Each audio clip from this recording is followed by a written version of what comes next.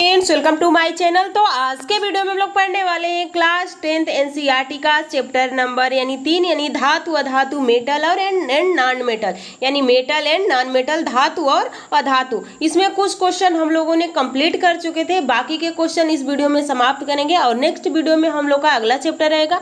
तो वो वीडियो आप लोग नहीं देखे हैं तो जरूर देखिए, क्योंकि ये आप लोग का एनसीईआरटी एग्जाम्पलर यानी ओरिजिनल एनसीईआरटी एग्जाम्पलर है। इसको आप जाके डाउनलोड भी कर सकते हैं एनसीईआरटी के वेबसाइट से, या आप जेएलवी एकेडमी के नाम से टेलीग्राम है, वहां से ही पीडीएफ डाउनलोड करके आप रिवीजन कर सकते हैं। क्योंकि बार बार वीडियो देखना ज़्यादा टाइम लगता है। अगर आप एक बार इसको देख के समझ लेते हैं और उसके बाद आपका रिवीजन खुद से करना है तो आप पीडीएफ की सहायता लेके रिवीजन कर सकते हैं। तो ये सारे क्वेश्चन हम लोगों ने नेक्स्ट वीडियो में यानी इसकी 2 क्लासेस हुई है उसमें कंप्लीट कर चुके थे। तो आज के वीडियो में हम लोग पढ़ने वाले हैं, इसमें से आप लोग को बताना है कि आप लोग के कितने क्वेश्चन सही होंगे। तो लास्ट में आप लोग को कमेंट जरूर करना है। आज हम लोग 27 से देखने वाले हैं। तो चलिए, आज का पहला क्वेश्चन है, पूछा गया है कि मैग्नीशियम धातु के लिए निम्नलिखित में से कौन सा कथन गलत है। यानी मैग्नीशियम का सिंबल क्या होता है, Mg। इसके बारे में आप लोग को गलत चुनना है। यहाँ पे आप लोग को गलत पूछा गया है कि गलत बताइए। तो देखिए, यह ऑक्सीजन में चमकीली श्वेत ज्वाला के साथ जलती है। यानी कहा गया है कि ये चमकीले के साथ जलती है, तो ये बिल्कुल सही है क्योंकि ये श्वेत चमकीले के साथ ही जलता है। यह ठंडे जल से अभिक्रिया पर मैग्नीशियम ऑक्साइड बनाता है और हाइड्रोजन गैस निकलता है। ये ठंडे जल से अभिक्रिया नहीं करता है। अगला देखिए, यह गर्म जल से क्रिया पर मैग्नीशियम हाइड्रोक्साइड बनाता है और हाइड्रोजन गैस बनाता है। ये भी सही है क्योंकि जो मैग्नीशियम होता है, अगली क्लास में हम लोग को आप लोग को रिएक्टिव सीरीज याद कराई थी, potassium, sodium, calcium, magnesium, aluminium, zinc, iron, lead, hydrogen, copper, पारा, चांदी, सोना, प्लेटिनम। इसमें बताई थी कि कैल्शियम और पोटेशियम, मैग्नीशियम ठंडे जल के साथ तीव्र अभिक्रिया कर लेता है। यानी इन सारे धातुओं का गुण आप लोग को उस वीडियो में बताया गया है। तो अगर वो वीडियो आप लोग नहीं देखे हैं तो बहुत ही इंपॉर्टेंट है, वो वीडियो आप लोग को देखना जरूर चाहिए। तो और देखिए, यह भाप से क्रिया कर मैग्नीशियम हाइड्रोक्साइड बनाता है और हाइड्रोजन गैस निकालता है। तो ये भी सही है। यानी यहाँ पे आपसे पूछा गया था कि आप गलत का चुनाव कीजिए, तो यहाँ पे आपका सही ऑप्शन हो जाएगा ऑप्शन बी, यानी मैग्नीशियम ठंडे जल के साथ अभिक्रिया नहीं करता है। आगे देखिए, निम्नलिखित में से कौन सी मिश्र धातु में मरकरी उसके अवयव के रूप में होती है। स्टेनलेस स्टील में, एल्निको में, सोल्डर में और जिंक अम्लगन में। जिंक अम्लगन का मतलब कि इसमें पारा होगा, जो पारा ही अम्लगन बनाता है। तो यहाँ पे आपसे पूछा गया है कि बताइए कौन सा होगा। तो देखिए, इसमें आप लोग का सही हो जाएगा, यानी निम्नलिखित में से कौन सी मिश्र धातु मरकरी यानी उसके अवयव के साथ, तो मरकरी के साथ अगर वो मिल रहा है तो अम्लगन बनाता है। तो यहाँ पे आपका सही ऑप्शन हो जाएगा जिंक अम्लगन। आयरन कभी अम्लगन नहीं बनाता है, याद रखिएगा। अगला क्वेश्चन देखिए, एक्स तथा वाई के मध्य अभिक्रिया पर एक पर यौगिक जेड बनता है। एक्स इलेक्ट्रॉन खोता है जबकि वाई इलेक्ट्रॉन ग्रहण करता है। निम्नलिखित में से कौन सा गुण जेड का नहीं हो सकता है। देखिए, यहाँ पे एक एक्स क्या है, तत्व है, प्लस वाई भी एक तत्व है। इससे मिलकर यौगिक का जेड का निर्माण होता है। तो ये इलेक्ट्रॉन दे रहा है और ये इलेक्ट्रॉन ग्रहण कर रहा है। तो जो देता है धातु और जो लेता है अधातु। और ये जो इससे बना यौगिक है ये क्या है, ये जेड है। और यहाँ पे कौन सा बंध बन रहा है, यानी एक पॉजिटिव है निगेटिव आयनिक बंध बन रहा है। और आयनिक बंध जल में घुलनशील होता है, इसका वो क्वथनांक और गलनांक उच्च होता है। तो यहाँ पे देखिए, और ठोस अवस्था में विद्युत का प्रवाहित नहीं होता है, लेकिन द्रवित अवस्था में विद्युत का प्रवाहित होता है। तो यहाँ पे पूछा गया है कि बताइए इसका कौन सा गुण नहीं है, नहीं पूछा है। यहाँ पे देखिए, ध्यान दीजिएगा, नहीं पूछा है, यानी जेड का गुण नॉट यानी नहीं है।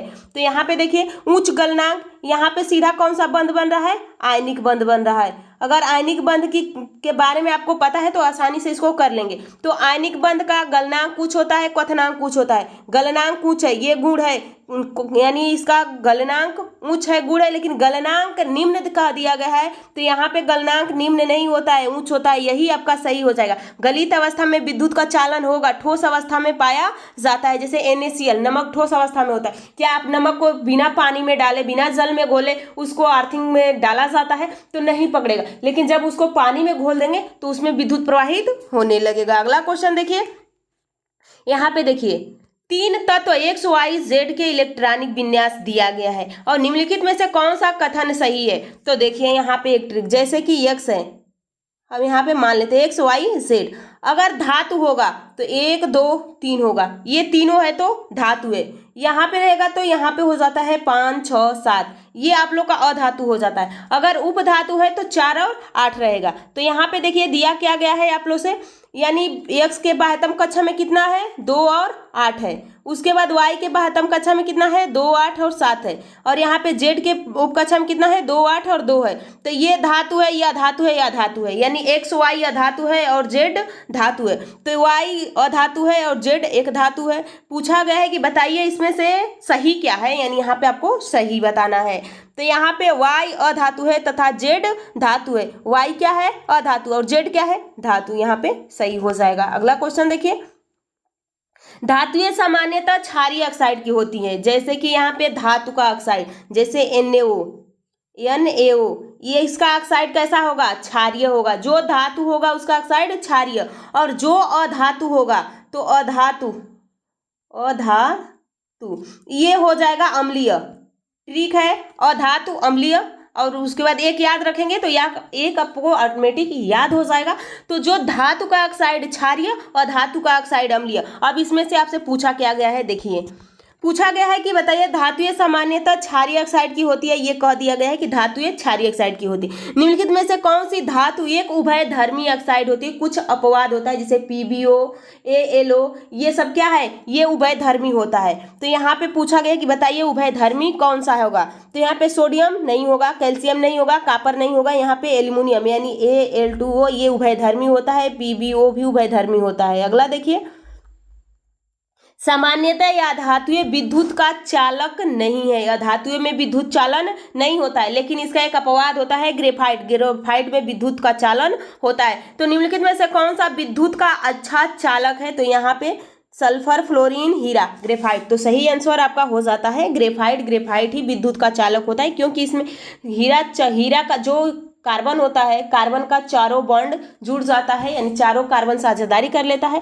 लेकिन ग्रेफाइट का इसी कार्बन का अपरूप है, तो ग्रेफाइट में एक फ्री इलेक्ट्रॉन रहता है जिससे कि विद्युत प्रवाहित होता है। अगला क्वेश्चन देखिए, विद्युत तारों में विद्युत रोधी पदार्थ की एक परत होती है। सामान्यतः उपयोग में लिए जाने वाले यह पदार्थ है, यानी क्या पूछा विद्युत रोधी पदार्थ, यानी विद्युत रोधी यानी विद्युत को प्रवाहित न होने दे। तो यहाँ पे कौन सा सही हो जाएगा, यहाँ पे सल्फर ग्रेफाइट यानी सभी को प्रयोग में लिया जा सकता है नहीं। PVC एक प्लास्टिक का रूप है जो विद्युत को देखते होंगे कि तार के ऊपर किसका कवर रहता है, PVC का ही कवर रहता है। अगला क्वेश्चन देखिए, निम्नलिखित में से कौन सा अधातु एक द्रव है। धातु ठोस द्रव गैस तीनों अवस्था में पाया जाता है।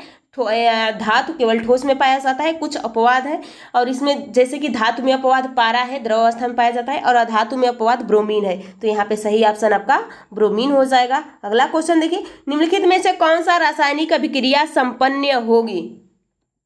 अब यहाँ पे आपको रिएक्टिव सीरीज याद है तो आप तो इस क्वेश्चन को कर सकते हैं। अगर रिएक्टिव सीरीज याद नहीं है तब तो ये आपके लिए बहुत मुश्किल है। अगर आप पहली वीडियो देखे हैं, पहली दो वीडियो देखे हैं तो आपको रिएक्टिव सीरीज याद हो गया होगा। अगर नहीं देखे हैं तो आपको ज़रूर देखना चाहिए। एक बार मैं उसको खुद रिवीजन करा दे रही हूँ जिससे कि आपको याद हो जाए। देखिए पहला यहाँ पे देखिए, पोटेशियम होगा, sodium, calcium, magnesium, aluminium, zinc, iron, उसके बाद लेड, हाइड्रोजन, कॉपर, उसके बाद यहाँ हो जाता है पारा, चांदी, सोना। अब देखिए जैसे जैसे आप नीचे आ रहे हैं, ये इसके नीचे है, जगह नहीं है तो मैंने इसके बराबर लिखा है। ये इसके नीचे है, ये सारा ये भी नीचे है और ये भी नीचे है। अब जैसे जैसे नीचे आ रहा है वैसे वैसे इसकी अभिक्रियाशीलता घटती जा रही है। तो पूछा गया है कि कौन किसको विस्थापित कर देगा। जैसे कि आप अगले ब्रेंच पे बैठे हैं, आपसे कोई स्ट्रांग आपका फ्रेंड है या आपसे उससे झगड़ा होता रहता है और वो आपसे मजबूत है, तो वो अगर लेट भी आता है तो आपको झगड़ा करके आपको पीछे कर देगा, यानी आपके जगह से उसको स्थानांतरित कर देगा क्योंकि वो स्ट्रांग है। लेकिन वहीं पे आपसे कोई कमज़ोर है और आप जा रहे हैं तो आप उसको विस्थापित कर दे रहे हैं, यानी जो स्ट्रांग होगा अपने मजबूत को विस्थापित कर देगा। तो जैसे कि पोटेशियम है, पोटेशियम सोडियम से ज़्यादा रिएक्टिव है, तो सोडियम को उसके द्रव से विस्थापित करके भगा देगा कि तुम हटो, अब मैं यहाँ पे बैठूंगा। जब वैसे ही सोडियम कैल्शियम से ज़्यादा स्ट्रांग है, तो कैल्शियम अगर चेयर पे बैठा है तो कैल्शियम को भगा देगा कि हटो, अब मैं इस चेयर पे बैठूंगा। उसी तरह से ये सारे रिएक्टिव सीरीज है। तो यहाँ पे देखिए MgSOF यानी आयरन, यहाँ पे ध्यान दीजिए आयरन कहाँ है, यहाँ पे है, और मैग्नीशियम कहाँ है, यहाँ पे। क्या आयरन मैग्नीशियम को हटा पाएगा? मैग्नीशियम स्ट्रांग है, आयरन कमजोर है, ये हटा पाएगा? नहीं हटा पाएगा। तो क्या यहाँ पे ये सही होगा? नहीं होगा। यहाँ पे देखिए जिंक और आयरन, जिंक कहाँ है, जिंक यहाँ पे है, और आयरन कहाँ है, यहाँ पे। तो जिंक से मजबूत आयरन है, नहीं विस्थापित कर सकता है। यहाँ पे देखिए MgSO4 में से आपको Mg को हटाना है, तो अभी देखिए यहाँ पे रिएक्टिव सीरीज Pb यानी लेड, लेड कहाँ है, यहाँ पे है, और मैग्नीशियम यहाँ पे, मैग्नीशियम ऊपर है, लेड नीचे है। तो मैग्नीशियम स्ट्रांग है, तो मैग्नीशियम को लेड हटा नहीं सकता है। लेकिन इस चौथे में बेचारा का देखिए कापर है, कापर CuSO4 और आयरन है। अब बताइए यहाँ पे क्या करेगा?